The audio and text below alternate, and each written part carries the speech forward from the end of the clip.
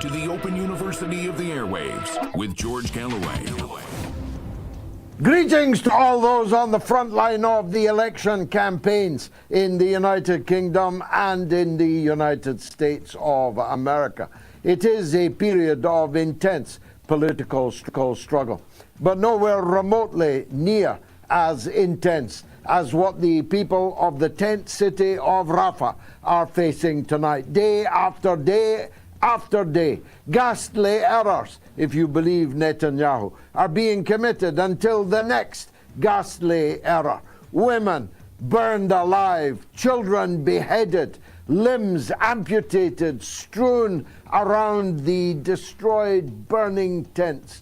It is a vision of hell, one that I discussed actually with His Holiness the Pope in the Vatican just the other week. And that's before we saw the pictures that we have seen this week. It is truly beyond belief that there are still politicians in Western countries supporting this genocide. And as the ICC and the ICJ are denounced in Tel Aviv by Senator Lindsey Graham, surely the most loathsome political figure on the planet, as raving anti-Semites, we ask, how long are we going to allow this war to continue? Fasten your seatbelts. As Betty Davis once said, it's going to be a bumpy night because it is the mother of all talk shows.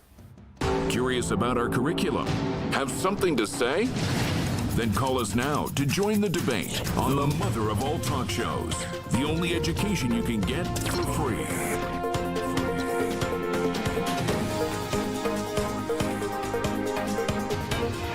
George Galloway, the mother of all talk shows. With George Galloway, the world is our classroom, and you're welcome to sit in and join the seminar. So I'm just subscribing to OnlyFans, where Angela Rayner's porn star son can be found fornicating with his missus, Angela Rayner's daughter-in-law. Not that the sins of the son or the son's wife can be visited upon her, of course. It's just my biggest laugh of the election campaign so far, and there have not been many of those. I entered Parliament on the same day, almost 40 years ago, and at exactly the same age to the day, I think, as DianeAbbott. She was the first black woman MP in British history, having been the only working class black woman graduate from Cambridge in the 1970s, first British black, that is. She was an iconic figure back then. I've never been particularly her friend, but I have always been her comrade. I have always been on the same side as her, in the same lobbies as her, on the great issues of the day, over nearly 40 years. Just imagine that. DianeAbbott has been lynched. I say that with some trepidation. She has been lynched by her own party leader, Keir Starmer, who deliberately humiliated her, according to my old friend and Tony Blair staffer, John McTernan. The entire process was intended to, and did, humiliate her. It dragged her through the dirt. She wrote a common or garden letter to a newspaper in which she compared the experience of being visibly black with prejudice and discrimination suffered by other minority groups. Every word that she wrote was true. Whether or not she was well advised to write it is open to question. But nothing that she said was false. She apologized for it. She took an anti-Semitism awareness course by online, via the internet. I would have advised her against doing any such thing. There was no justification for it. She was a senior member of Parliament, an iconic figure in the black population of Britain, millions strong, almost all of them voting Labour, she should not have done it. She should have stood upon her dignity and refused. But she did it. One assumes she did it because she intended to stand for a final 5-year term in the British Parliament, as indeed I am doing myself. But it didn't work. In a deliberately leaked to the Times newspaper, Rupert Murdoch's finest fur coat, but no knickers brigade. I'm back to OnlyFans again. They leaked that whilst she was going to be restored to the whip and be a Labour MP again, she would not be permitted to stand in the upcoming general election for the constituency that she has served for 37 years and enjoys a parliamentary majority of more than 30,000. That's the majority of more than 30,000. They want to get rid of her and put up somebody else in her stead. I say this, Diane, as a long-time comrade of yours. Enough is enough. Stop ameliorating an offence that you never committed. Stop seeking to make concessions to people who have deliberately humiliated and degraded you. I have seen in the last 90-odd days that I have been in the House of Commons just how damaging their conduct has been to you. You're better than that. I urge you to tell them to stick their Labour whip where the sun don't shine and stand up as an independent candidate in your constituency where you'll be elected by a landslide majority, because you stand for peace, you stand for justice, you stand for equality. Keir Starmer stands for none of those things.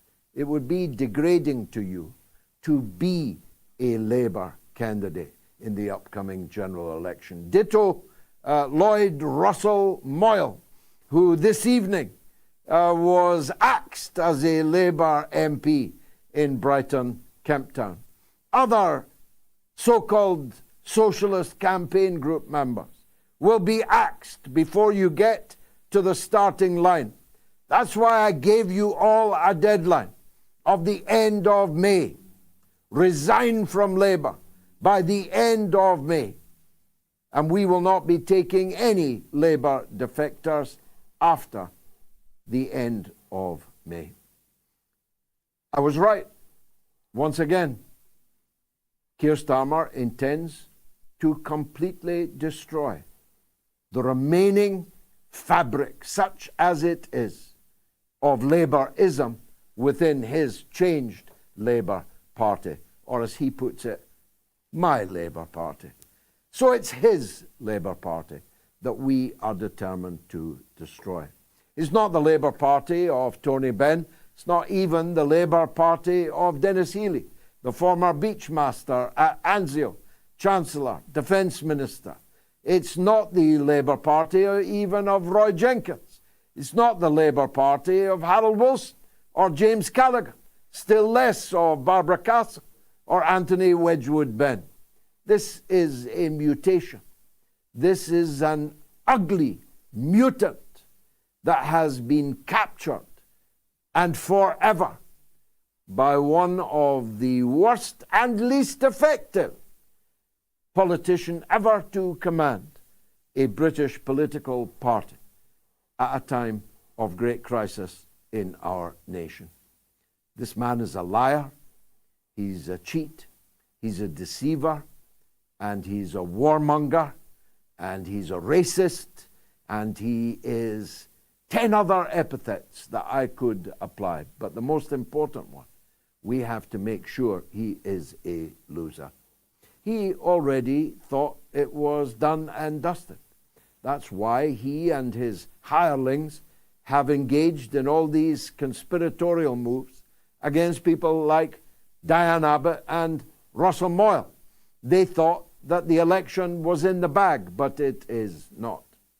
The once apparently unassailable Labour lead in the opinion polls has now shrunk to 12 percentage points, and it will shrink still further. The race will tighten because Sunak is actually a better performer than Keir Starmer, and that will be seen in the televised debates from which they have entirely excluded me and excluded the Scottish National Party, excluded all of the other parties, even though we are running to be Prime Minister in this election too, but that's what passes for democracy in Britain. But he may come to regret having just him and little Rishi Sunak on the stage, because assuming the stage and the podium is lowered well enough, Sunak will perform better than Starmer. Starmer's lies are tumbling out, being found out day after day after day. It is a chastening experience, no doubt, for people who were already drunk on a power which was not yet theirs. So we are standing at this moment more than 200 candidates. I'm speaking in High Wycombe on Friday evening at 6 o'clock at the Guildhall in the High Street in High Wycombe. I'm speaking outside the Ashton Town Hall in Greater Manchester, where we're trying to unseat the aforementioned Deputy Leader of the Labour Party, Angela Rayner. I'm speaking on Saturday evening in my own constituency of Rochdale. I'm speaking on Sunday afternoon to launch the campaign of my colleague, the Honourable Craig Murray, the former British ambassador and a man that any sane country would have as their foreign secretary, unless that job was mine. We are off and running. And all over the country, people like Jeremy Corbyn and Andrew Feinstein and other independents are taking the fight to the Uni Party on the basis that there is no lesser of two evil amongst them, and that we will no longer let evil win. We cannot identify which is the lesser of two evils. Although I have my own theory, you've heard me adumbrate many times. I think that Keir Starmer is far more evil than Rishi Sunak will ever be. I believe that Labour has to be replaced, has to be removed and replaced by a party more fitting of the name. It's been one hell of a week, and I mean hell of a week in Gaza. We thought we'd seen the worst. We thought we'd seen it all. Now that 100% of the 2.3 million Palestinians trapped in that cage are displaced people. They were already displaced. They were already refugees. Virtually none of them come from Gaza. They were already displaced people in their own country for 75 years in some cases. Now they've been displaced again and again and again. They have cascaded around the 25-mile of the Gaza Strip to one safe area after another, only to discover that a safe area is not safe in the Gaza Strip, that those areas that Israel told people to relocate to was merely a precursor to raining down savage death and destruction upon them. Seeing all those buildings destroyed and turned into rubble was bad enough. Seeing the children, women, men trapped under that rubble, their arms, their hands, their feet, their legs sticking out from under the stones was bad enough. But when you are raining down 2,000-pound American bombs built by Boeing, don't you know, their bombs are rather more successful at what they do than their airplanes currently are. Boeing built the bombs, And Joe Biden gave them to Netanyahu. And Netanyahu rained them down on people in tents. I don't know why, but for me that's even worse, even lower than everything that we've seen so far, not least because when the bomb explodes, if indeed it was intended to fall on any specific tent rather than another, the fire then spreads through all the tents. It cannot be extinguished. There's no fire brigade. Those burned and mutilated cannot be taken to hospital, for there are no longer any hospitals. They cannot be assisted from outside because no aid is coming in from outside. Israel has seized the border itself in defiance of the Camp David Accords, another international law that they are absolutely, flagrantly breaking. There's no way in, there's no way out. Your tent, or the tent down from you, has just been set on fire by an Israeli bomb. And your mother, your father, your son, your daughter, your sister, your brother, your aunt, your gran are literally scorching, burning to a crisp inside those burning tents. You look around, you find a child without a head. I've seen it. We won't show it, but I've seen it. And you can see it too if you don't believe me. Unlike the atrocity, pornography, not on OnlyFans, but on the mainstream media that you were told existed on October 7th, but were never allowed to see for the simple reason it was a complete fabrication. But this you may well have seen. Children without heads, children with no legs, children with no arms, children burned to a crisp. The murder, mutilation, and mayhem that rained down on Rafah this week did not cross Joe Biden's red lines. That's what his spokesman, Kirby, the striker, the Der Stormer of this disgusting chapter of human history, told the world. Distressing, no doubt. A ghastly mistake, said Netanyahu, even though his ghouls had been out defending it all day, only to discover that their leader now says it was a ghastly mistake. The horror of what happened this week leaves me with only one question, really.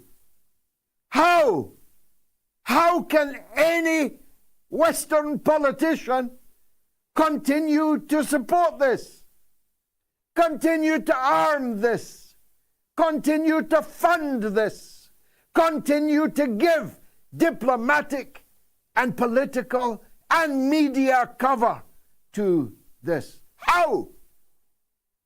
And how will it be possible for any politician in the British general election from the parties that have supported this massacre, this genocide from the outset, how will they be able to persuade anybody at all to vote for them? Coming up after this short break is the Honourable Craig Murray, our good colleague, but also a parliamentary candidate in the Blackburn constituency, and we'll be speaking to him about both things. Stay tuned.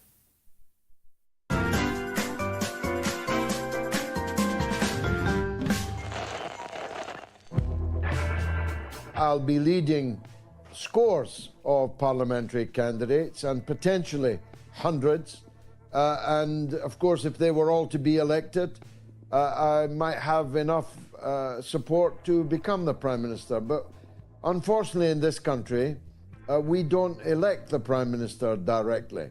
If we did, we might be better off. We've got a Prime Minister for whom nobody at all voted at any level anywhere. He was not even elected by his own members of Parliament. But our Prime Minister is appointed by the King, if he's still there, on the basis that they can command the loyalty, the majority loyalty on the floor of the House, which would be of the order of 325, 326 MPs.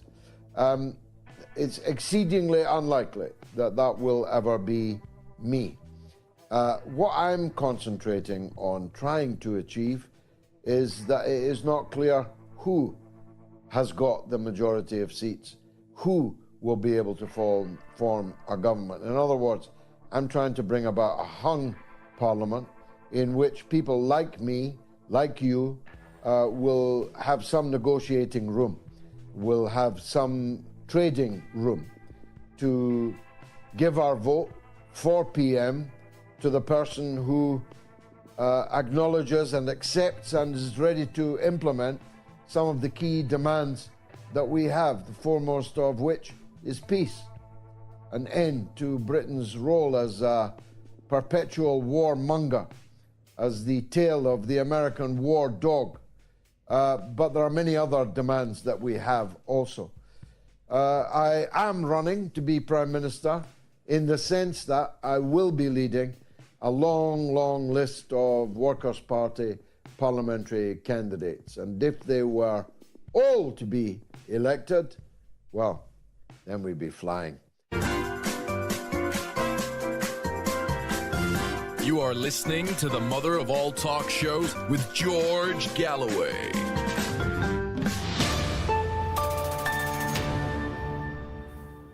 Now running a poll, as always, should 18-year-olds be conscripted? They won't be able to smoke after their encounters on the battlefield because that's going to be illegal, whichever party, Labour or Conservative, forms the next administration.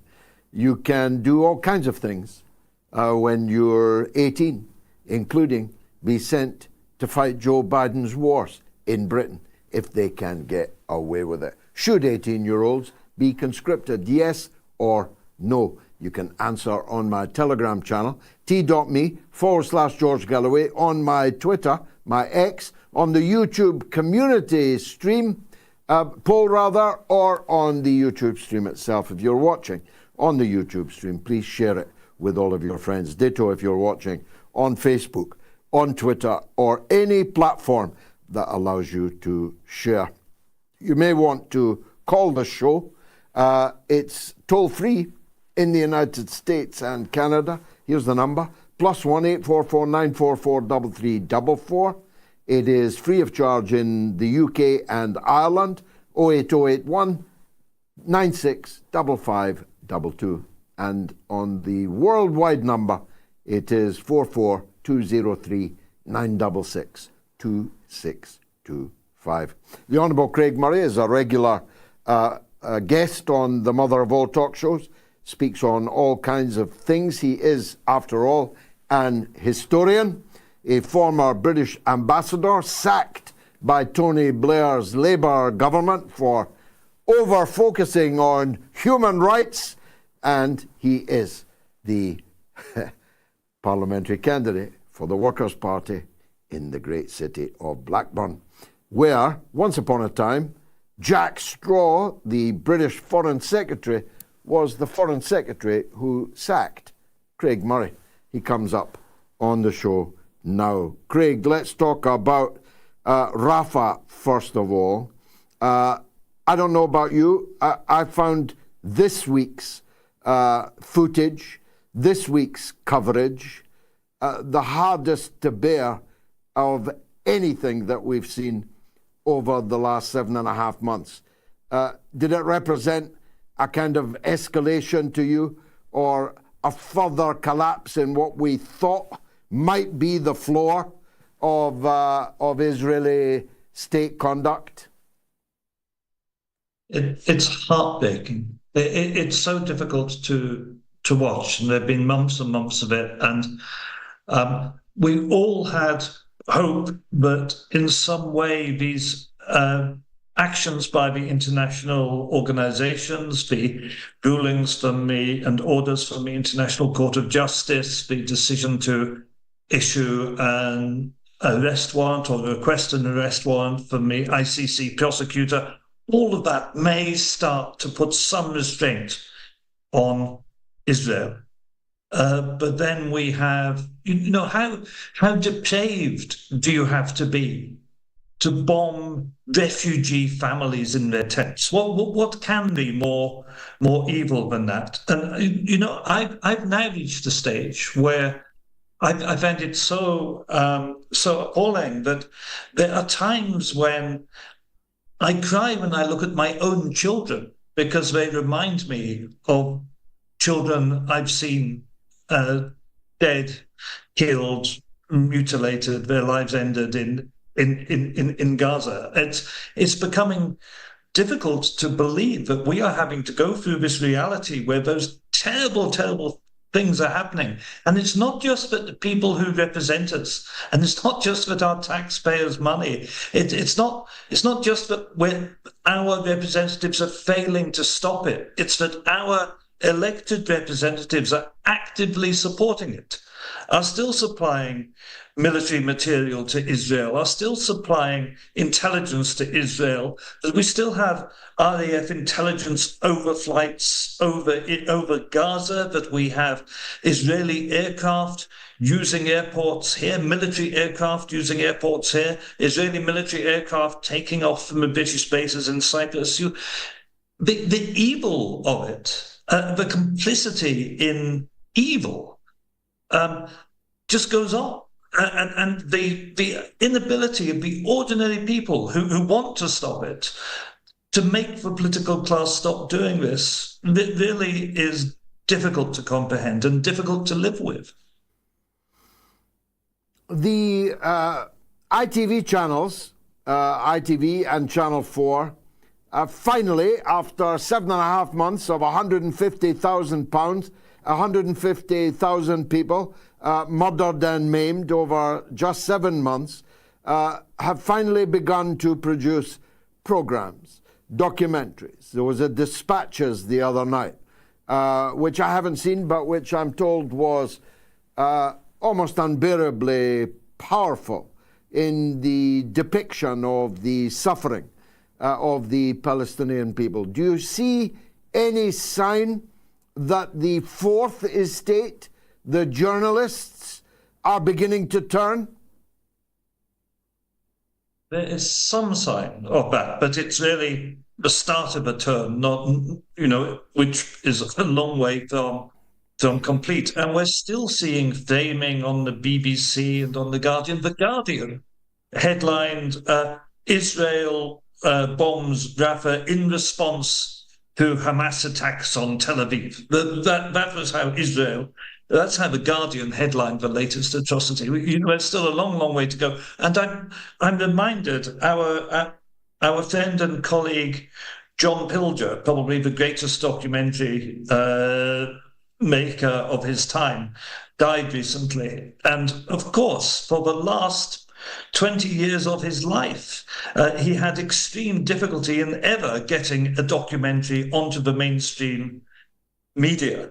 And that's really changed very little. There's some hope. There's some sign of revelation. We also had The Guardian printing the truth about threats by Israeli intelligence against the personnel of the International Criminal Court and their families, for example. So there is some sign that it is seeping through to the media, and the media are permitting a little more of the truth. But the balance is still very much with the pro-Israeli narrative. Almost everything that happens is immediately framed in the pro-Israeli narrative, including this unanimous attempt across the media to explain the International Court of Justice order to Israel to stop its offensive in Rafah, to attempt to say that that was ambiguous in ways it most plainly was not ambiguous. So that framing still holds fast across most of the media.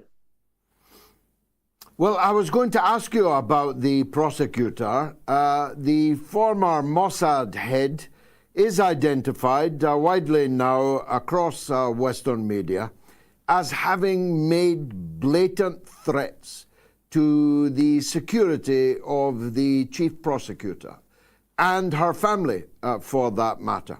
You wouldn't want to be doing things and going into things that might compromise your security and the security of your family, said the head then of the intelligence service of a state which is signed up to and party to, a member of the International Court of Justice. Yet I have not heard, perhaps you have with your great, vast diplomatic knowledge and background, I haven't heard a single government raise concern about what are mafia-style threats to prosecutors of the world's highest courts. Have you? I haven't. There's been no diplomatic reaction that I have seen. Algeria, I think, did raise it, not with the specific threat, but raised it in general in the closed session of the Security Council. It was mentioned by Algeria, but not taken up by other countries, as I understand. It's interesting because I've known this for years, and I mentioned it I was interviewed on not the Andrew Marr show this weekend, which is an excellent podcast people should see. And I mentioned it on this Sunday, which was before The Guardian broke it as a world exclusive. But it's one of those stories where everyone knows it. All good journalists knew this. Everybody who pays close attention knew this had happened, knew it had happened to Bensouda, but the media had chosen not to publish it for years and years until just now, when The Guardian finally published it as an exclusive. But it's not new information by any means. I certainly knew it for years, and it was well known in the diplomatic community for years, and that in some ways is a good example of the way Israel is protected and shielded constantly by the media from having the truth of its operations revealed. Now you're standing as candidate in Blackburn. I'm speaking with you on Sunday at 2 p.m. In Blackburn. You can give the details, I'm sure, if we can't put the flyer up. I'm speaking so many times over the next few days, I haven't quite got all the details in my head. But I'll be there with you on Sunday. I'm expecting it to be a big meeting. What is the main thrust of your election campaign in Blackburn? Yeah, well, first on the meeting, it's at 2:00 this Sunday at the Audley Centre, Chester Street in Blackburn. 2:00, Audley Centre, Chester Street, Blackburn. There we are, we've got a flyer up. Get yourself there and listen to George. And as the flyer says, the main theme of my election campaign is stop the genocide. And I am unapologetic. I'm here in Blackburn campaigning where I campaigned against Jack Straw and against the Iraq War. And I'm campaigning because of Gaza. Were it not for Gaza, I would not be here. I'm not pretending I am campaigning here because of my interest in higher education policy, though I do have a deep-seated and long interest in higher education policy, but that's not why I'm here. I'm campaigning because at this vital moment, we all have to do everything we can to try to stop the genocide. And that means we have to stand in this election against the two big genocide-supporting parties. And we have to say to Keir Starmer, if you are moving the Labour Party into being a party that supports arms sales to Israel, a party that says that it was legal for Israel to cut off food and water to the children of Gaza, if that's what you're doing, we are going to stop you. That's why I'm here. And opposing this genocide is the first, second, and third reason I am here. Of course, we all know that there are other policies the Workers' Party have on nationalising water, nationalising all natural monopolies, bringing rail back into public ownership. There are many important policies we have also on the health service, but that's not the urgent matter of this moment. And what that meeting is going to be about, and we're going to talk about, and we want everyone to get together to do, is stopping the genocide. Because compared to children being ripped to shreds, compared to small children being burnt alive, nothing else in comparison is the story of this moment, is the need of this moment for us to stop. That's what it's about. I said this in my own by-election in Rochdale, and some pearl-clutching journalists threw up their hands in horror. And I always put this to them, Craig.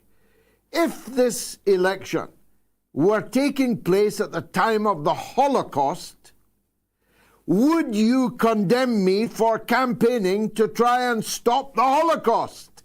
And if you had, how do you think it would be viewed historically by people studying the period in the future? I'm right, am I not?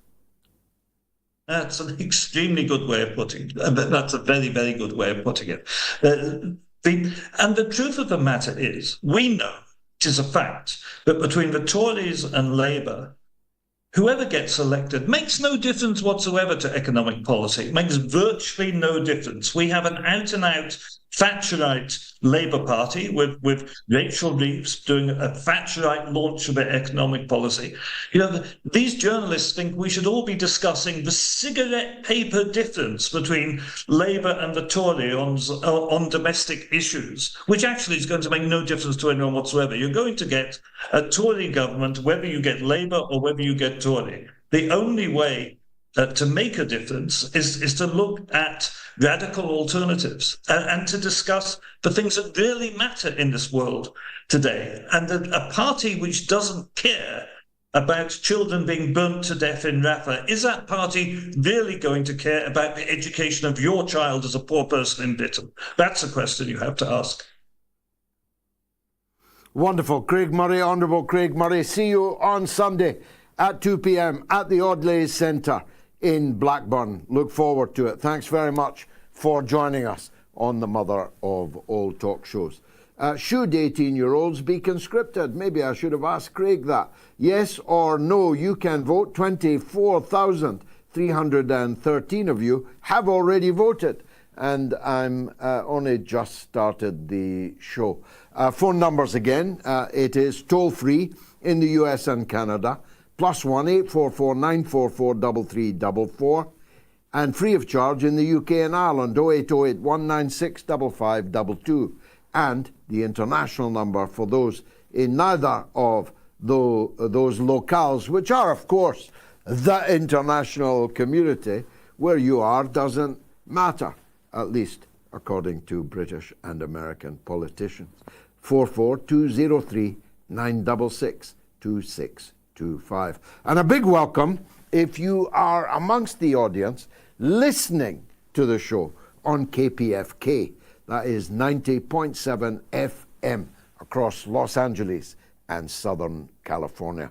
Quick break, and I'll be right back. Stay tuned.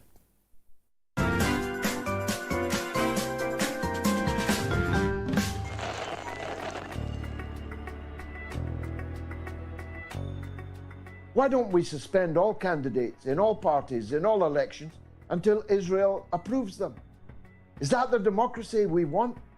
And we have to ask ourselves, why is the entire political class in Britain in thrall to a tiny little country 2,200 miles away from here, and nothing can be said by anybody here which they don't like? What is it? What hold is it that this little country has on our politics in Western countries? We all know in America it's about money.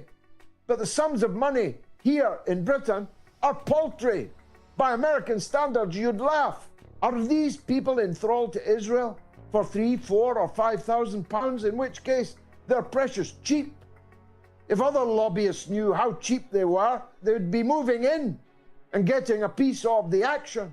I don't know what the situation is. I don't know why they are so terrified of Israel that they're ready to sack their own candidates in the middle of a by-election. That's how scared of Israel they are. And when this is all over, we have to ask ourselves how, why, when British politics became effectively outsourced to Netanyahu's Israel, whose pleasure or displeasure dictates who can stand, who can win, who can be elected, and what policy they can follow.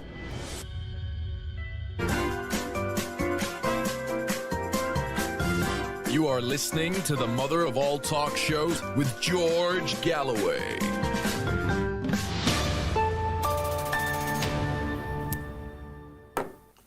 Should 18-year-olds be conscripted? This poll's going great guns. And quite an interesting set of results. Get your vote in, yes or no, on my Telegram channel, t.me/George Galloway, on my X, on the YouTube community poll, or on the YouTube stream. As I say, almost 25,000 people have voted already. Now, the MOATS podcast, which you might call the quintessential mother of all talk shows, shorn of bells and whistles to save time, and in pristine quality, is going great guns. It is the #1 podcast in Lebanon this week on Apple. You can download the MOATS podcast by scanning the QR code on your screen right now. Let's go to New York. So good they named it twice, where Ellie wants to talk about Palestine. Go ahead, Ellie. Good evening, Mr. Galloway. It's great to see your show again. It's so terrible to have to witness more tragedies in Palestine. Mm-hmm. And yeah, go ahead. Keep going. So regarding your previous commentary about why politicians and do not object to these horrendous and grotesque actions by the Netanyahu government. So I can draw a parallel from a commentary that an Italian journalist, Marco Travaglio, has made regarding what happened in Italy in the 90s. And that basically there was this investigation into an alleged agreement between the mafia and the state, Trattativa Stato-Mafia. This went to the Supreme Court. There were trials and the whole thing, and Mr. Travaglio has written books about it. Anyway, so his conclusion from what I understand is that basically these alleged agreements, the result was to liquidate the First Republic, the First Italian Republic, and like I mentioned before, to open the bill for the entry of Berlusconi. So the parallel that I'm drawing is that this Netanyahu is pushing, he's going to do more ugly things. He wants to liquidate, in my opinion, perhaps the intention is to liquidate the Democrats as we know them, on the face, in form, not in substance. It's these two Democrats and these Republicans have converged, which is basically also a conclusion that Mr. Travaglio mentioned. Well, look, I didn't hear that as clearly as I hope the audience did. I had some difficulty with it, Ellie.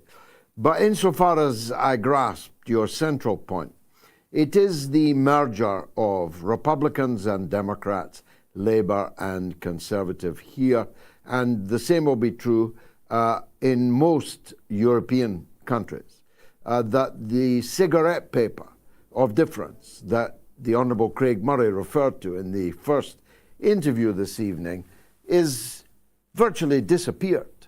the two cheeks of the same ass could not be more tightly clenched, and on no subject more than the issue of Israel-Palestine. And unless I'm reading the situation completely wrongly, the public has never been more aroused in support of the victim, the Palestinian victim, and in opposition to the perpetrator of massacre and genocide, at the same time as the mainstream political class has come together like a tightly clenched ass in support of the terrorist, the perpetrator, the mass murderer, the genocide heir. And your people and my people have a chance to do something about it this year. Us on July 4th, you in November. And if you don't take that chance, if you vote for these parties, not just dripping in blood, but drenched in blood, that blood is on you also. Can't you see? Let's go to Texas, where Alan wants to talk on the same subject. Go ahead, Alan. Hello, Mr. Galloway. Thanks for having me on the show again. Welcome. I want to talk a little bit about Palestine, which is what most people are talking about nowadays. The genocide in Gaza that is unfolding before our eyes in real time. This is, I believe, if I'm not mistaken, I'm only 39 years old, but I remember when I was a kid seeing the news coming from the Hutu and the Tutsi in Rwanda, and it was horrifying seeing the Tutsis being chased with machetes and killed. Now we're seeing tents burning with kids inside them, with dead bodies, hard to recognize, them from these images we cannot unsee. Let's put it this way. I don't think we can unsee that, as we cannot unlive during COVID times. That was the hardest in my era. Now we can't recover from this, and we don't see an end to this, given that the Arab nations, most of them are, can we say complicit or reluctant to even help or speak up about it. And we see European countries and the West here, in the United States and Canada, have, showed their true face of being police states. We all saw what happened to college students who were legitimately, protesting against genocide. And none of them said anything that is nearly anti-Semitic. As a matter of fact, I believe that it is anti-Semitic to equate Israel to Jewish people, because most Jews, especially modern ones, don't agree with that. So my question is, Mr. Galloway, you as a Westerner, how do you see an end to this? I think we have limited options, as we can imagine. Is one, to eradicate all of them, all 2.3 million people, because Egypt will not take them. Neither will Jordan or any other nation. And two, we cannot see, the military staying there, the Zionist military staying there, because that they cannot do that, they cannot sustain that. So how are we gonna come out of this? What is the outcome? What do you think? I've been in this cause for 50 years, 50.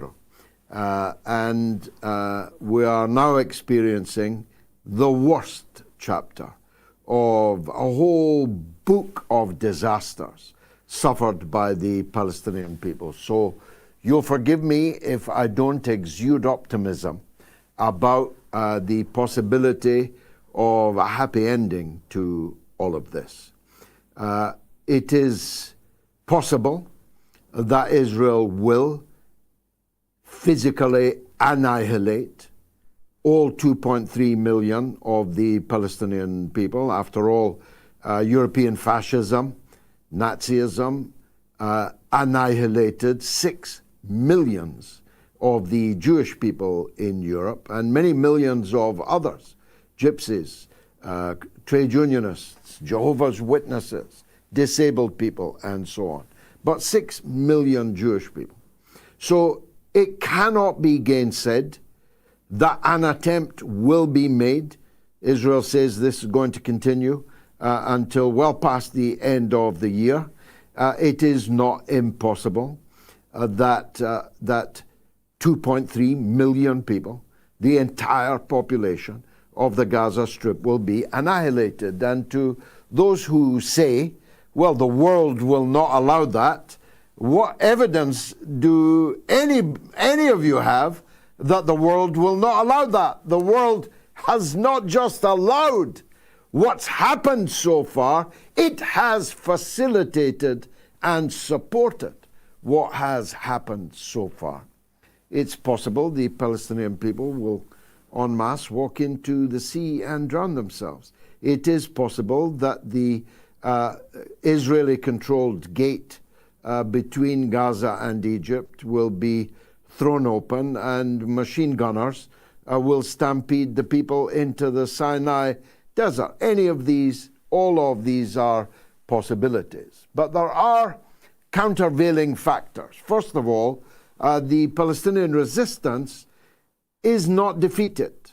It is continuing to take a heavy toll on the invading armies. After all, the resistance fighters are amongst the rubble of their own homes. They're in the sewers and in the tunnels underneath their own land. So they have nothing to lose. They are fighting to defend their land, their families, their honor, and they have already written off their lives. Their only intention is to take as many of the invaders with them as they can. And that's what you would have done, Alan, if, heaven forfend, the Nazis had invaded the United States. It's what I would have done if, heaven forbid, the Nazis had successfully crossed the Channel and occupied my country. If I were alive, I would have been in the sewer waiting for an opportunity to pop up and take as many of them with me, wouldn't we? That is the normal human condition. When one is occupied and oppressed, decade after decade after decade, generation after generation, what else are you going to do except fight against it? This is the anniversary of the resistance execution of Heydrich, the Nazi executioner in the town of Ledici. He was assassinated, executed by the resistance to Nazi occupation. And the Nazi occupiers then massacred the people of Ledici in retaliation for the execution of the beast Heydrich. That's what's going on here. People don't want to see it for what it is. This is a people occupied with nothing left to lose. And as James Baldwin famously said, there is nothing more dangerous than the man with nothing to lose. And the Palestinian fighters have already made their peace with God. They are ready to go as martyrs, as long as they can take invaders and occupiers with them. Now, that may begin to undermine Netanyahu's position. The huge demonstrations in Israel seems every weekend, if not every night now, to try and overthrow him and kickstart a prisoner exchange and some kind of, albeit temporary, cessation of this horror. That could change the situation. But in the end, this will all be determined there. What we have to determine, Alan, in my view, as a religious believer, this is my view. We have to answer not for what Netanyahu did, or for what Sinwar did, what Hamas did, what Likud did. That's not for us to answer. we have to answer what we did. What did we do when we saw this? When we saw this mass crucifixion of women and children in Gaza? Did we turn away? Did we pass by on the other side of the road? Did we curse it with our lips? Did we raise our hands to try and stop it? Did we vote to try and stop it? Did we boycott? Did we fight for divestment? Did we fight for sanction? Did we fight to spread awareness of who are the guilty ones in this picture? That's what we'll have to answer, and only that. We won't be asked what we did on October 7th. We weren't there. It's nothing to do with us. But what our government does is everything to do with us. They're doing it in our name. And if you re-elect Joe Biden, if we re-elect Sunak or Starmer, if we fail to grab this opportunity that is there in front of our eyes to break the uniparty mold, if we fail, that's something we'll have to answer for. Alan, thanks. You've got my blood up there. 25,400 people have voted now. Should 18-year-olds be conscripted? Please vote now. Adi Varso says, James cleverly forgot to mention that if you sign up for national service, you'll be by default added to the Army Reserves Register for decades to come. So you could be called up for military service. But you won't be allowed to smoke, because that's more dangerous than being sent to fight Joe Biden's war in the Ukraine. Errol says, Diane is my MP. She has been treated very badly. She's done a hell of a lot for the working class people of Hackney. I mean to that, Errol. And Hilda von Machusen says, yes, stop apologizing, Diane, and become an independent. The system is rotten. I'm fully behind you on that, Hilda. Now, right after this short break, Lara Elborno, Palestinian-American international lawyer, activist and co-host of the Palestine Pod. She's up next. Stay tuned. I'll be right back.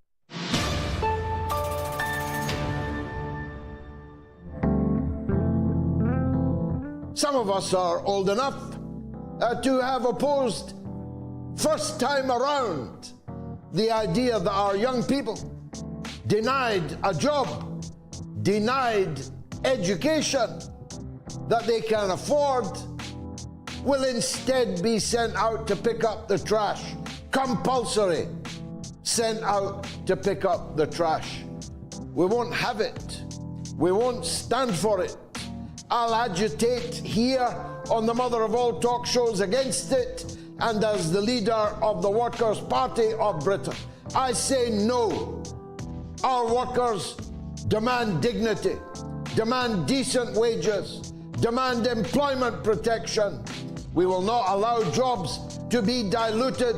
We will not allow jobs to be spoiled by free labor, compulsory labor. We call that slavery, you see.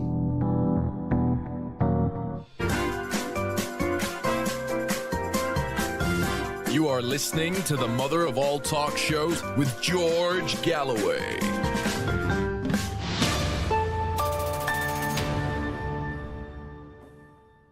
Should 18-year-olds be conscripted? 25,549 of you have voted, with quite mixed results, actually, depending on which platform you look at. Come back to me on that, and you've got until about 10 minutes before the end of the show to get your opinion registered as a vote. Lara Elborno, one of our most popular guests, has regularly been with us throughout the 7 months of this catastrophe. I wonder if she agrees with me when I say that if what we saw last week in Rafah does not cross Joe Biden's red line, then he doesn't have a red line at all. Let's find out. Lara Elborno, international lawyer and activist, welcome back to the mother of all talk shows. What would you say to that, Lara? If this doesn't cross the red line, there can't be a red line, surely.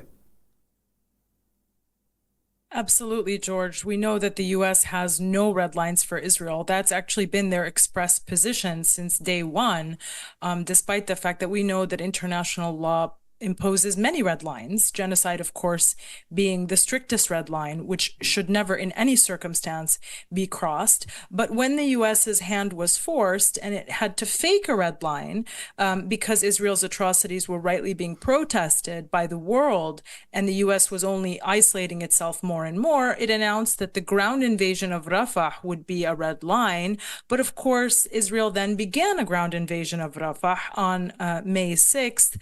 And instead of the U.S. stopping the madness, stopping the weapons, stopping the intelligence cooperation, stopping the financing, the U.S. actually doubled down and sent another $1 billion to Israel after May 6th for weapons, and moved the goalpost by saying that the red line now is actually a major invasion of Rafah, which they say has not been actually reached yet, despite the fact that we have all seen the images coming out of the tent massacres of displaced Palestinian families, which have been ongoing now for several days.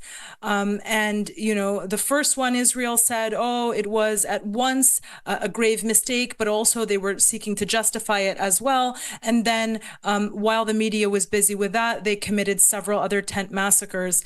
And it really just shows this pattern that we've seen time and time again.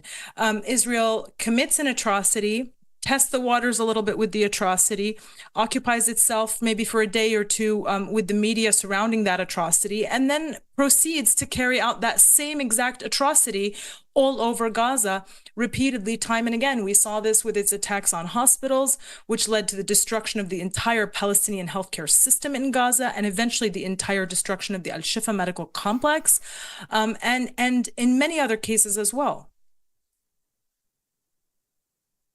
Well, the hospitals have all been destroyed. The houses have all been destroyed. Gaza is already unlivable. What do you think is the purpose of massacring people in tents? Have you any answer to that? Well, you know, George, I can only go off of our past experience as Palestinians. And our past experience is that the Zionists stole 78% of our land in 1948 in a mass expulsion operation known as the Nakba. And they occupied the remaining 22% in 1967, of course, that being Gaza and the West Bank. And of that 22%, they have been progressively stealing more and more land every single day. And that's actually what we're seeing right now. Happening at very accelerated rates in Gaza, but also in the West Bank. So if you look at Gaza, for example, we know that Israel's destroyed the majority of the buildings since October, and they're actually illegally making the territory smaller. So a recent Al Jazeera investigation found that the area of Gaza has shrunk by nearly 32% since October. So that's 120 square kilometers due to a buffer zone that Israel is now creating around the perimeter by blowing up Palestinian residential neighborhoods. So these are the homes of the very same people that Israel is now burning alive in tents in Rafah.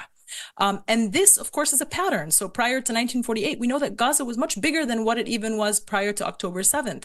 And many Palestinian families' agricultural lands in the area that was considered the Gaza district, including my own family's land, were stolen during the Nakba. And also in the occupied West Bank, we're seeing also right now massive land theft, and Palestinians resisting that land theft every single day. So I'll remind the viewers that in March of this year, while Israel was outdoing itself in, creating new ways of massacring and torturing Palestinians in Gaza, it announced the largest West Bank land theft since 1993, while Blinken was visiting the region, with, of course, no protestation by the U.S., which on paper says it supports a two-state solution, but we know, of course, it does not in reality. It merely supports talking about supporting a two-state solution while giving Israel time to steal as much Palestinian land as possible.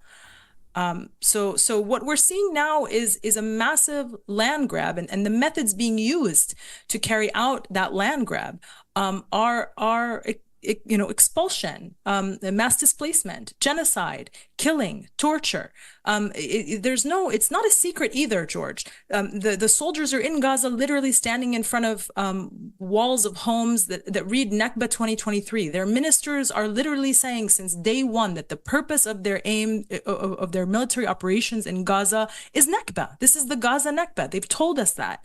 And as for Netanyahu, his office actually published a plan a few weeks ago called Gaza 2035. I'm not sure if you've seen it yet, but you can have a look at it. It's a dystopian, industrialized, post-genocide reality where Palestinians are still not free and they don't have any control over their lives and they can be killed at whim at any time, while Israel will seek to extract a maximum amount of wealth from Palestinian bodies and Palestinian land by exploiting Gazan gas and turning Palestinians into workers for an electric car manufacturing hub that is supposed to be set amongst a futuristic landscape requiring Gaza to be rebuilt from scratch.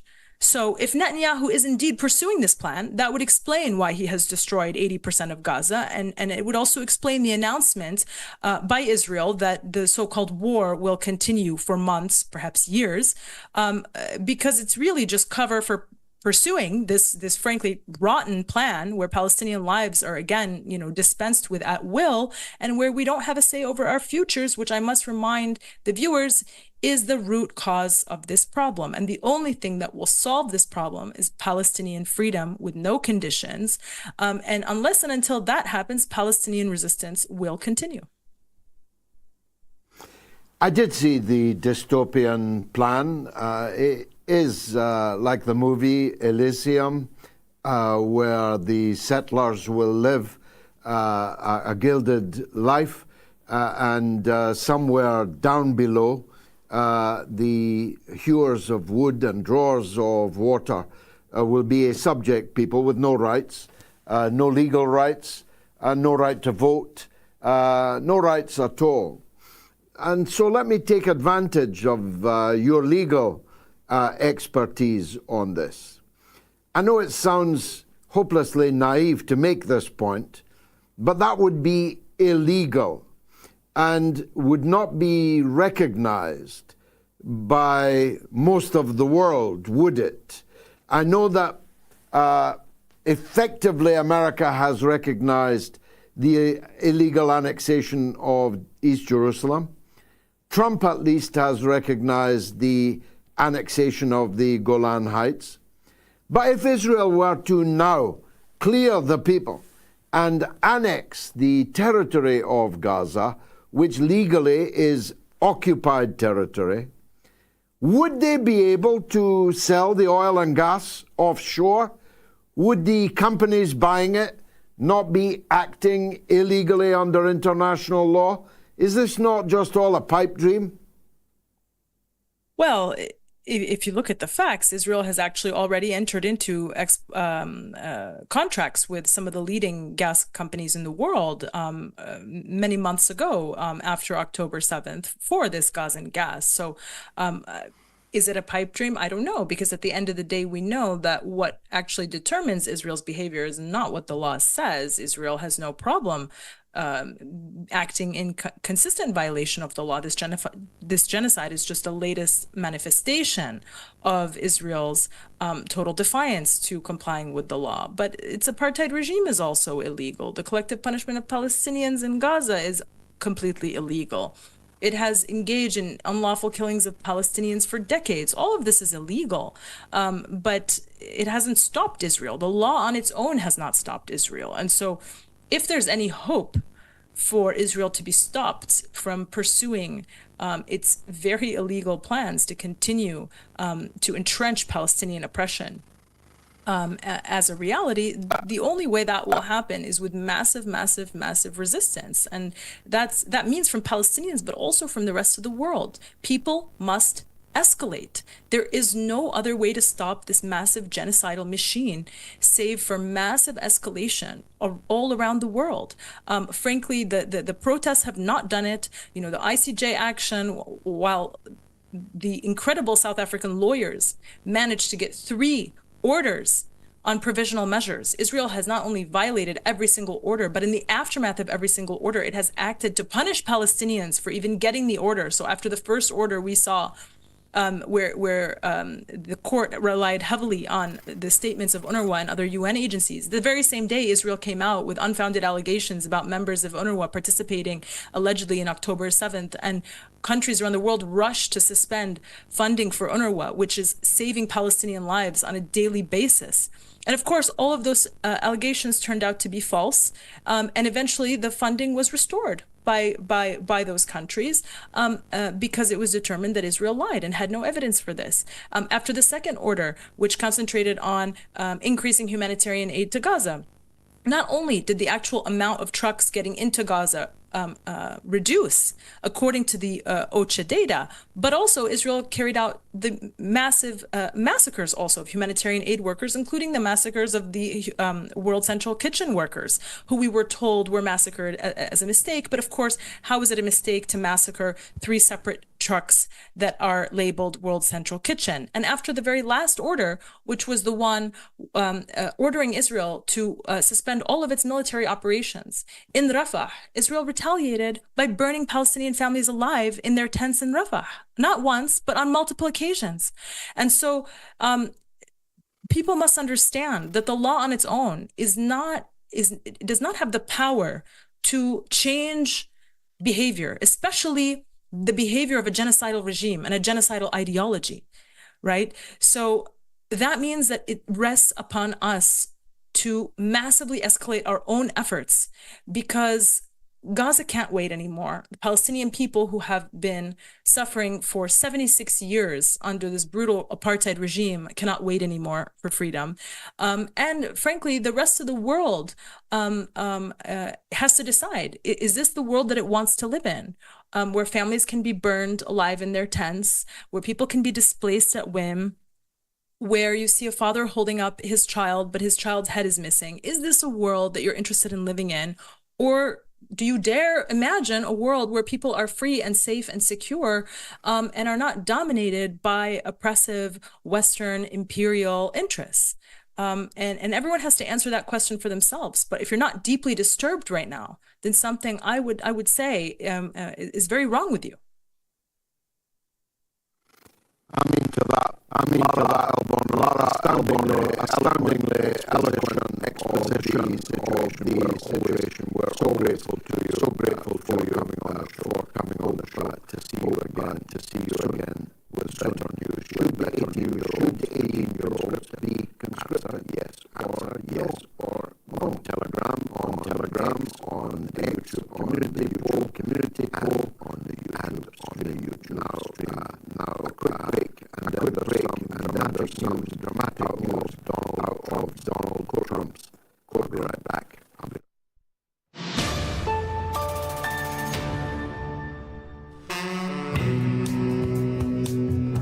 As I say, how lucky we are to have the audience that we do. 1 million people every week watching all or part of the mother of all talk shows, and most attentive to what they hear, and many of them truly brilliant students. It's quite humbling, actually.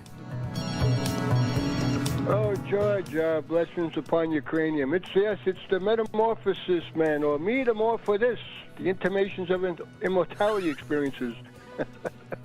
George, I like what you said. I love a lot of things you're saying. You know, your daily communion with God is through your conscience. I wanted to comment on that. That's beautifully said. Your Socratic method on the on-air university is very beneficial, and I can only speak personally. I have appreciated, because I had called last time in regard to the general strike, and you helped to really refine my understanding of that from a different point.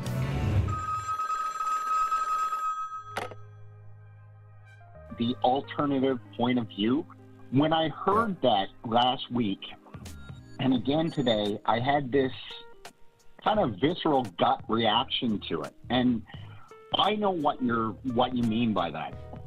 And, you know, the MOATS audience knows what they mean by that because we're all informed citizens. We wouldn't be here if we weren't. For the masses who don't necessarily follow geopolitics, let's say, they're going to listen to whatever the mainstream media tells them. And for them, anything that's alternative, the automatic kind of reaction is, oh, okay, it's a crackpot view, it's a conspiracy theory, it's an extreme view, when really it's not. It's, let's call it what it is. It's fact-based commentary. Hello, George. Nice to talk to you. By the way, you deserve every penny you get because you're the only person who speaks the truth over all the fake news. I wanted to personally thank you for bringing such great guests that speak about the situation. Also, I have become more aware of people like Max Blumenthal at the Gray Zone and others who do update us with the correct information about Syria, and this has just been such a great eye-opener, so thank you.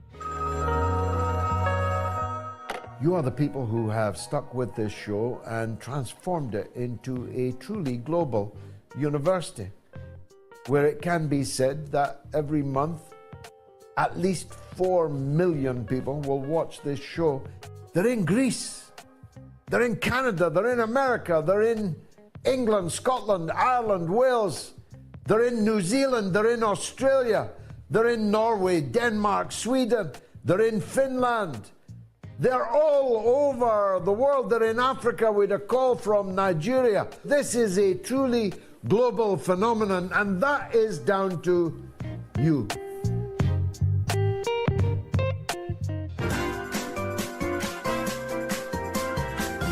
You are listening to the mother of all talk shows with George Galloway.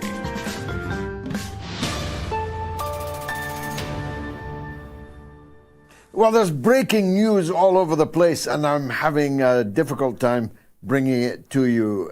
First of all, on the domestic front, DianeAbbott has just said in her Hackney constituency, a big rally, that she will be their Member of Parliament for as long as possible, which seems to indicate that she is going to run as an independent, unless Keir Starmer backs down at the last minute and accepts that she will be the Labour candidate, which would be a humiliating climb down for him, but I would argue also humiliating for her to have to accept the whip and indeed the policy prescriptions of the person who has caused her such injury over this last 12 months or more.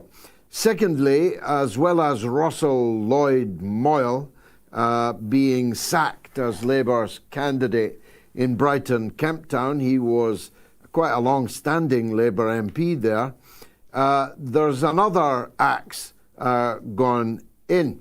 A young woman called Fazia Shaheen, who came very close to defeating the former Tory leader Ian Duncan Smith last time, and whom I can tell you Ian Duncan Smith didn't fancy facing again. She's going to be axed for liking some posts on social media, not making this up, that described Israel's actions as genocide. Whether she'll now stand as an independent, I don't know, but we ourselves have already got a candidate there, so she's too late for us. But the big breaking news, I suppose, in the last few minutes, there's been a development in New York in the Donald Trump hush money trial. It's being reported that the jury has handed a note to the judge, and Donald Trump has re-entered the courtroom. The jury has asked to hear again the testimony of former National Enquirer publisher David Pecker and Trump's former attorney Michael Cohen. I don't know if that's good news or bad news for the Orange Man.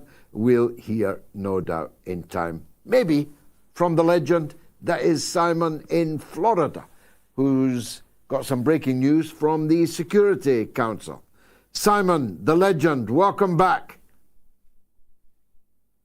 Mr. Galloway, and greetings to your worldwide audience. And this is truly news of an international nature, so hopefully everyone will find something to their taste. The United Nations Security Council, having been in closed session yesterday at the request of Algeria, had a public session today. They weren't actually voting, but there were some important statements, in particular from 4 countries. You will be shocked, even more so than finding gambling in the casino in the movie Casablanca, but at what the United Kingdom representative happened to say. And it struck me immediately when he was speaking that he had been handed his notes not by the Foreign and Commonwealth Office, but indeed by the Israeli ambassador. It was so extreme. Very interesting comments from the United States and China, and a legal representative from the Republic of South Africa, who are having their national elections as we speak. So some quite dramatic developments that I'll run through as quickly as time allows. And if I may, before I start, I would just point out for all those people considering taking up the 30,000 slots for the military service, they should bear in mind one of the first things they'll be asked to do is sign the Official Secrets Act. Yep, and that will make them subject to very easy prosecution for the rest of their lives. It will certainly prevent them from being an activist anything like your 50 years of experience. So to go over very quickly what happened at the Security Council, obviously they were talking about Rafah and about the ICJ. And it was noticeable that America, who was one of the first countries to speak, persisted in their absurd assertion that there are no major military operations in Rafah, despite the fact that the Hebrew media itself has now said there are 5 infantry brigades involved. That's 20,000 troops. Apparently, that doesn't count as a major military operation. And then they had the audacity to say that not only did that therefore not cross their red line, but as a consequence, it didn't violate the ICJ order, because that only meant major military operations, not minor military operations, which was an utter and total batch of misinformation. Had you or I been saying that in relation to any kind of medical product, would have been immediately deplatformed. But apparently anything goes in the UNSC nowadays. So what was interesting, though, and this follows on from the comments from your previous excellent guest, is they roundly criticized the measures that have been announced by the finance minister, Mr. Smotrich of Israel, who, in addition to the 10,000 housing units that were previously mentioned, is in the process of trying to bankrupt the entire economy in the West Bank by shutting down all banking services. And it's a little bit technical, so many people may not be following the details, but it is the most insidious assault that he is engaging against the Palestinians of the West Bank, in addition to announcing that every single time a country recognizes the state of Palestine, that we're now at 146 countries recognizing them, he wants to found and name a new city in the West Bank celebrating or memorializing that additional recognition, to actually engage in collective punishment. So every time there's an island of Spain, a Norway or Barbados, an Antigua or Jamaica, he's going to say, right, we're now going to have the Jamaica settlement in the West Bank. That's going to be another 5,000 homes, and we're going to confiscate that land from the Palestinians. So it is literally like the comparison that you made to Heinrich Heydrich after he was assassinated with British assistance during World War II, to then go into the local community and collectively punish them. So there are some very, very bad things happening that isn't getting a lot of press attention. But to go on very quickly, China drew the announcement and explained very clearly that not only are they supportive of all of Palestine's desires, but they pointed out that underway right now in Beijing is the China-Arab Summit that has representatives from every member of the Arab League. And in part, they're celebrating over 200 projects under the Belt and Road Initiative in every single country of the Arab League. And it's very, very clear that there's a huge shift in the relationship between China and West Asia that is currently occurring. Now, I'll briefly go over what the United Kingdom representative said, and people should understand that this is not somebody's personal whims, whether it was given to him by the Israeli ambassador or a senior official, a kind of like just minister type civil servant in the Foreign and Commonwealth Office. These things are very, very carefully scripted. He wasn't speaking off the cuff, and he wasn't making it up as he went along. So he made the suggestion that it was unfortunate that the people in Rafah may have had to move twice. That clearly was absurd. It's documented that some of these people have been driven from alleged safe area to safe area to safe area 8 or 9 times. So that was grossly downplaying the humanitarian tragedy. He's pursuing the rather worn one-sided hostage release, which obviously should be 120 Israelis, some of whom are obviously POWs, versus about 8,000 Palestinians. He called upon Hamas to surrender. He said that the humanitarian consequences were Hamas's fault, and he accused Hamas of using humanitarian shields. And once again, he used David Cameron's phrase of humanitarian pause, not ceasefire, despite it being ruled upon by the ICJ in their protective measures. So you can see just from those points alone that I wasn't joking when I said it read like it had been written by the Israelis. It was shocking. And this should be an it issue. certainly marks a distinct shift in the British government's language, because I've been paying close attention to it, as you'd imagine. Every statement made by the Deputy Foreign Minister, I have paid very close attention to the exact words, even the tonality of those words, developing day-by-day basis.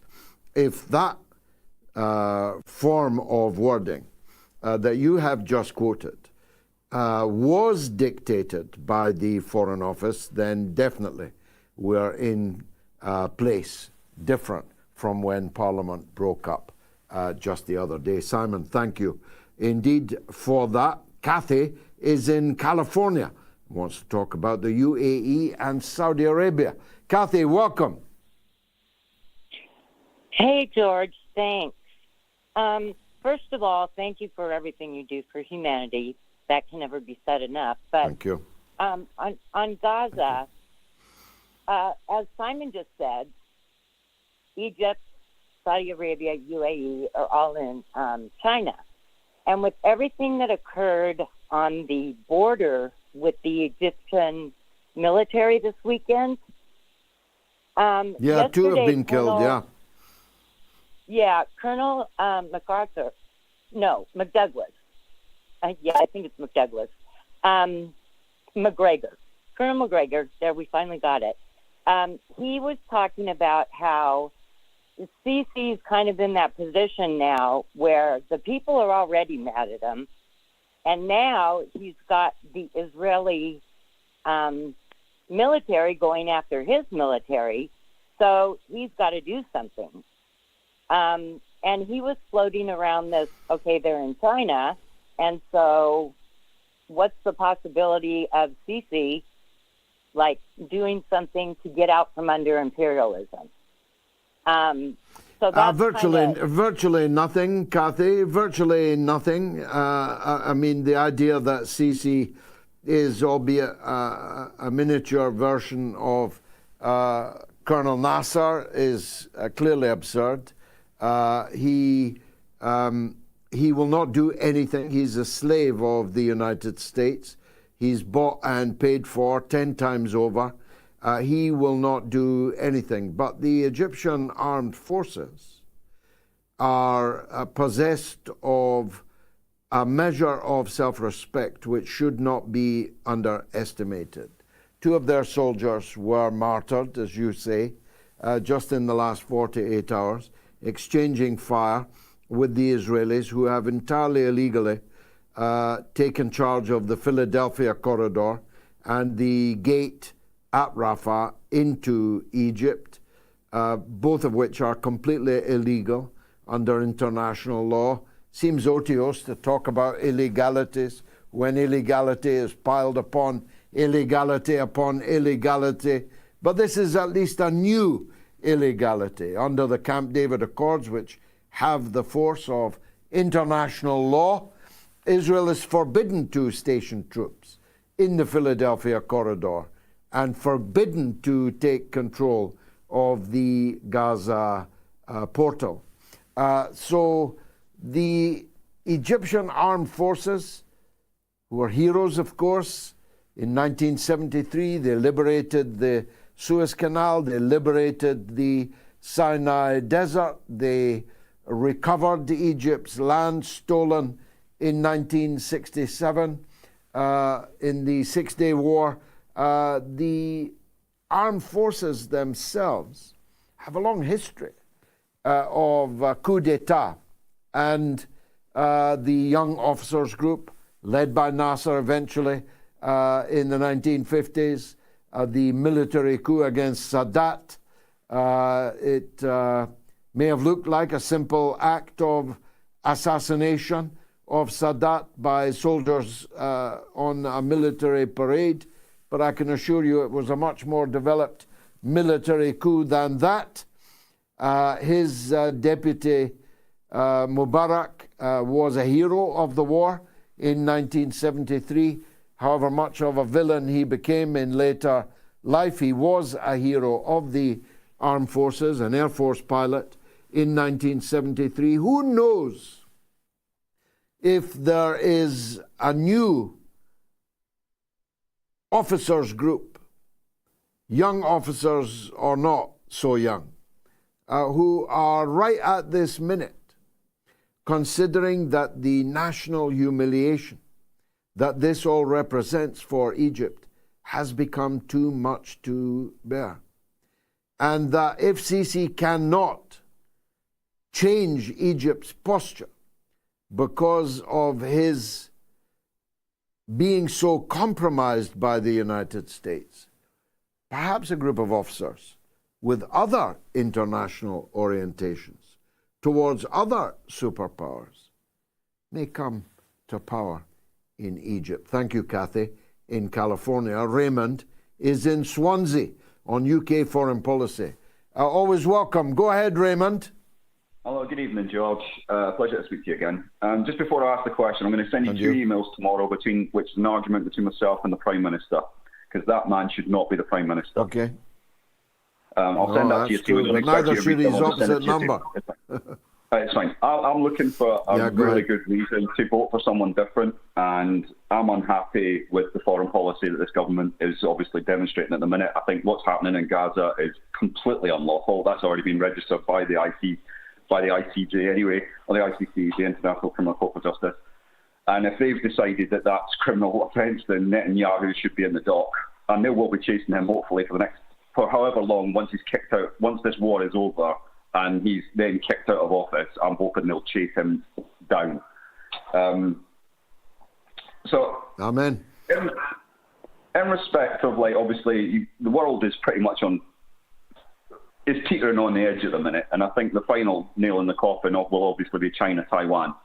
I still don't think America will do anything. It'll just be another Ukraine sort of Russia situation where we'll try and supply them with arms, and I think that's going to kick off a lot sooner than on what people think, because obviously the longer they leave that with us supplying them weapons, it's daft for China to think, well, why are we leaving this too long? Do you know what I mean? Yeah. They're just going to get more and more weapons. So how can I'm you with you see, on that, by the way, Raymond. I think so as well. And I think, like, this upcoming election, and I agree with you, I think there's no difference between Starmer or Sunak in terms of any dramatic change to this country. And obviously there's been a massive shift in this country, especially at a public level, where you're seeing mass demonstrations against the establishment, basically, in terms of its foreign policy, against generally quite a lot of different things. So how do you then get people to vote differently? Do you know what I mean? Like, there's you obviously that are... You know, you say that, yeah, you say that, Raymond, but I mean, it isn't rocket science. If you want the same old, then vote the same old way. If you want to make a break, then vote for somebody else. The quickest way to get rid of the two-party, two cheeks of the same ass system is not to vote for either of the cheeks of that ass. It really isn't rocket science. Of course, I'd prefer that you voted for me. But in the end, all I'm really interested in is that you don't vote Labour or Conservative. I think that's crucial. Whoever else you vote for, in Wales, whether it's the Welsh Nationalists or the Greens or Independents or Workers' Party or Tom, Dick or Harry, as long as you don't vote Labour or Conservative. That would be my overarching advice to you. And if we don't take it, if people troop out and vote for one cheek or the other cheek of this revolting ass, then frankly we'll deserve whatever we're going to get. And it ain't going to be pretty, Raymond. We both know that. But like you, I see signs that China's position is hardening, toughening. I just recently made a small mini doc on the Taiwan question. You can get it on YouTube. I made it before I was an MP, but it's now out just in time for me, temporarily I hope, not to be an MP again. It's on the situation in Taiwan. It's 20 minutes or so, maybe a bit less. It's worth watching, I think. I think that China will act sooner than many people think to recover its territory, its homeland, its own province. Thanks, Raymond. Let's go to Devon in England, where Jan wants to talk about a Sky News story recently. Jan, welcome. Oh, hello. I watched Sky News last night and saw Mark Stone bravely say, very diplomatically, he has to be very diplomatic, but he actually said that the Americans were making a big, big mistake. Tonight, he has confirmed that they have the evidence. It's the film of this terrible, terrible massacre in Gaza. They've filmed it, Sky News, and they've gone over the film, and they've proved that they are American arms. Now, I think it's time that we got Rishi to get on board instead of doing this election stuff, which is okay for him, but it's time he saw what's going on now with the patient people who've been marching through London trying to help Gaza. There will be an explosion if he doesn't do something. The very least he can do is to stop sending British arms of any sort. They say they are only small things, but they shouldn't be sending anything to Israel. Israel's gone mad. Well, I did note that the entirely spontaneous demonstration in Whitehall and at Westminster last evening was a rather more turbulent affair than some of the protests have been. And that is, I think, for two reasons. First of all, people are becoming extremely agitated and distressed at the pictures that they are watching, and what kind of human beings would they be if that were not so? And secondly, the police response to last night's protest would appear to have been more provocative. And I note that some officers were injured and that several people were arrested. And we must hope that this does not escalate further, because we don't want to see a breach of social peace in our country over this or any other question. But the right of people to protest against genocide is an absolute right, and it will be exercised. Whatever the government of the day or ministers who are here today and gone tomorrow think, it will be exercised. We will not stop protesting.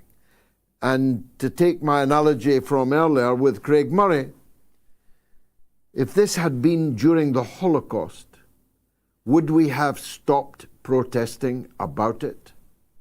And if those who are calling now for people to stop protesting genocide in London today, what would they now be thought of if they had told us to stop protesting the Holocaust back then? Genocide is genocide, whenever it is, against whomsoever it is being practiced, by whomsoever. Genocide is genocide. And we vowed in the aftermath of the Second World War and the Holocaust then, never, ever again. And we meant it. And successive generations have meant it. And we mean it now. Let's go to Joseph in San Francisco. Why not? I'm a free man of the great city of San Francisco. I've got the certificate. Go ahead, Joseph. Yes, hello. I'd like to say that I once had the great honor of personally meeting you many years ago in San Francisco one night on the front steps of Mission High School after a speech you gave there inside the school. So it's wonderful to talk to you again. It was an unforgettable night, Joseph. First of all, I played snooker with Sean Penn, which was something I was more happy about then than I would be now. Secondly, I was on the steps of City Hall, presented with the freedom of the city.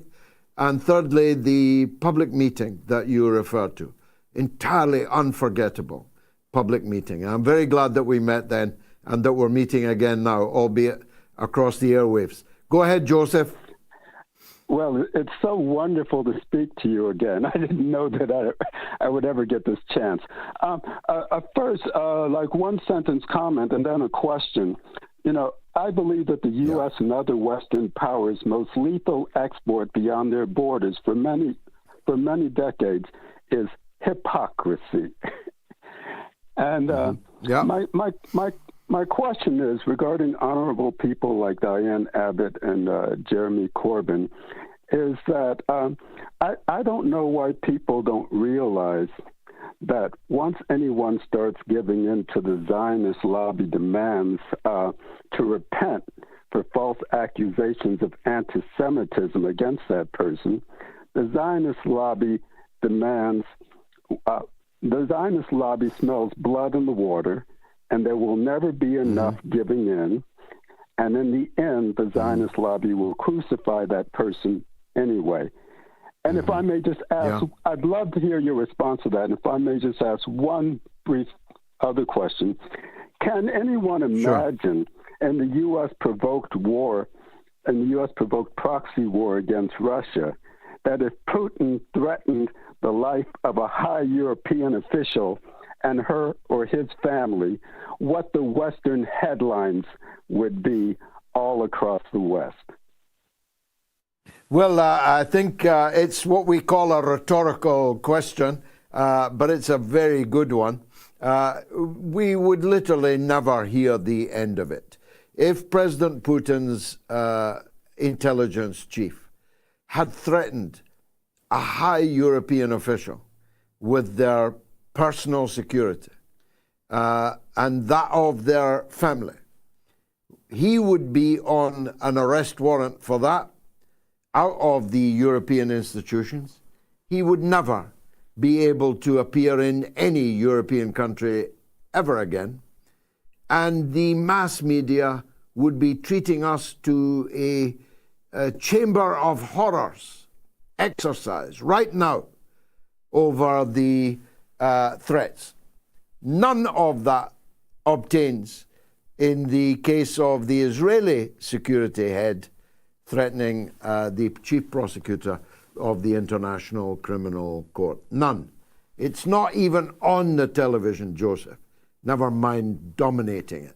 It's not even in the newspapers, bar one, who claim it as an exclusive, though, as Craig Murray said, it has been known by all of us for years. They have sat on the story all of this time. But the earlier point that you made is one that is very dear to my own heart. I speak as someone with currently not one, but two Israel lobby organizations, third parties, AIPAC style, actually campaigning in my constituency, in my election, against me right now. So Labour can keep their hands more clean, you see. The dirty work will be done by two non-government organizations, although heavily funded by the British state, and the rest of the heavy funds donated by the most generous blue chip donors to the Israel lobby in Britain. You don't need to be Einstein to work out what's going on here. But I see it as a badge of honor. If not me, then who? Who would these people be most determined to defeat in the general election, if not me? So I see it as a medal. I see it as a badge of honor. And I will happily face the challenge. I am in the convenient position of in no way, shape, or form needing to be a member of Parliament. I don't need the money. I don't need the profile. I don't need the extra work. I'm doing it genuinely out of a desire to serve the public of Rochdale at what is a critical juncture in our country's history. But it is, as Donald Reagan, not Ronald, as Donald Reagan once said, it is quite helpful to have FU money, if you know what I mean, to have other jobs, to have other important things to do, and to have this mighty audience that I have every week, 3 million strong every week, of the mother of all talk shows. And to return to your question, I was brought up on the mean streets of my country, Scotland. We have a saying there: if you don't run, they can't chase you. And I don't run. Because if you run, they'll chase you anyway, and when you're exhausted, they will overwhelm and eliminate you. So you might as well stand firm. Jeremy Corbyn, that you mentioned, my friend, my colleague, he was turned and then overwhelmed by them. But they will never turn me. They may overwhelm me, in which case I have 6 children and many friends, many millions of friends, who will pick up my pen, pick up my microphone, pick up my life's work. They may overwhelm me, but they will never turn me. I will never run. They will never chase me. Thank you, Joseph, for that trip down memory lane. I'm cutting you short only because it's time for me to meet my good wife. What's rattling, Gayatri? Well, we have kind of stopped publishing the death toll from Gaza, because we just can't keep up, can we? But what happened in Rafah has kind of awakened us all again. The images are still haunting all of us. I can't make contact with my good wife. Oh. There she is. Gayatri, how wonderful to see you. Sorry we're not together this evening. What's rattling on the social media? I wanted to start with an image that has been going around social media, Instagram in particular, hashtag all eyes on Rafah. This image, it's an AI image, and keep therefore going, it has received... because I can't hear you, but the audience can hear you, I'm sure. So just you talk. I can't hear you, so forget about me. This AI image that has been going around Instagram has received critique from some people because it says it's AI, it's fake, it's not real. Why are we not showing the reality, the graphic imagery of what happened in Rafah? But at the same time, the reason that this is an AI-generated image is to avoid the censorship that obviously has been taking in regards to all the posts on Palestine, on Gaza, and now Rafah. And can you imagine, this image has therefore been shared for over 45 million times.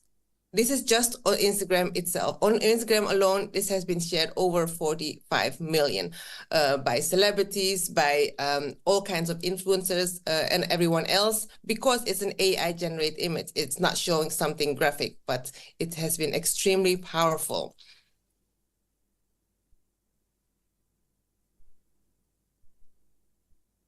Let me just continue as we are, as I am not sure whether you can hear me, but I hope our audience can hear us. I do apologize for the technical hiccup. I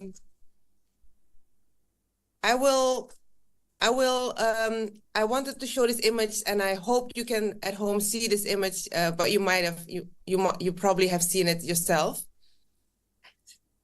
I wanted to continue with the poll this week, asking, should 18-year-olds be conscribed?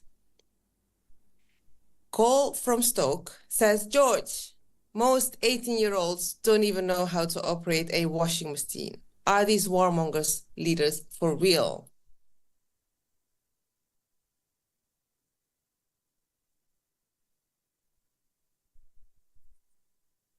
Yes. The graphic is now showing, or this is the actual graphics I was talking about that has been showed over 45 million times on Instagram alone, and therefore nobody will have any excuse of not having seen or not know what's happening in Rafah right now. I was talking about the poll, and I hope you can hear me.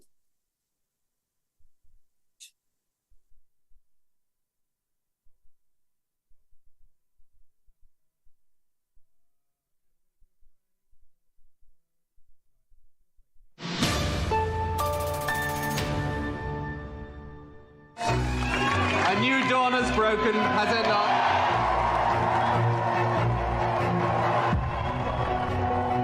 He had that Clinton thing. His eyes were round and big and smiley, and he was very charming. He became this incredible pop idol kind of prime minister. I think most people who have dealt with me think I'm a pretty straight sort of guy, and I am. New Labour was backed by the most powerful media interests because they realised he was representing them. He was caught red-handed trading policy in return for hard cash from a businessman. America has no truer friend than Great Britain. Both Bush as well as Tony Blair are now wanting to plunge the world into a Holocaust. JP Morgan paid him off for the Iraq war. The man is a war criminal. Is Tony Blair a war criminal? In my opinion, yes. Most definitely. The pursuit of money has become the dominant theme in your life. all these relationships are, in most people's estimation, corrupt relationships. No previous Labour Prime Minister has behaved in this shameful, money-grubbing way. How do you sleep at night? You know, it's that. It's as a person.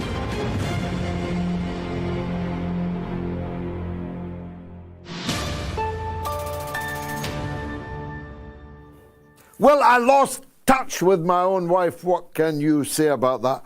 But I could tell from the animation of her description of the social media chatter that she was much agitated by it, and I'm sure it was interesting.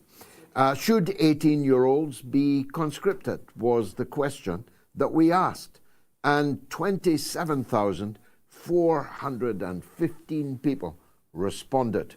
And it was a mixed bag. On Telegram, 6% of those who replied said yes, 18-year-olds should be conscripted. But on Twitter, on X, it was 14%. And on the YouTube community poll, it was 17% said yes, getting on for a fifth of those who responded. That's a surprising number to me. On the YouTube stream, also a decently high number, 12% said yes, conscription should be brought back for 18-year-olds. Even though they're not allowed to smoke, they must be allowed to go to the front and fight for king and country, or would it be for Genocide Joe? But on Telegram, 94% said no. On X, 86% said no. On YouTube community poll, 83% said no. And on the YouTube stream, 88% said no. So an interesting poll, I thought.